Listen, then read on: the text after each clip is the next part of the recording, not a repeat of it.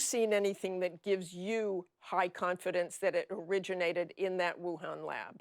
Remember, China has a history of infecting the world, and they have a history of running substandard laboratories. These are not the first times that we've had a world exposed to viruses as a result of failures in a Chinese lab.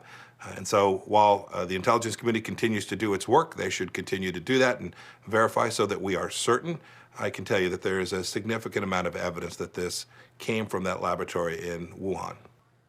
Look, the best experts so far seem to think it was man-made. I have no reason to disbelieve that at this point. The scientific consensus was not man-made or genetically modified. That's right. I agree with that. Yeah, I've seen their analysis. I've seen the summary that you saw that was released publicly. I have no reason to doubt that that is accurate at this point. Okay, so just to be clear, you do not think it was man-made or genetically modified? I've seen what the intelligence community has said. I have no reason to believe that they've got it wrong.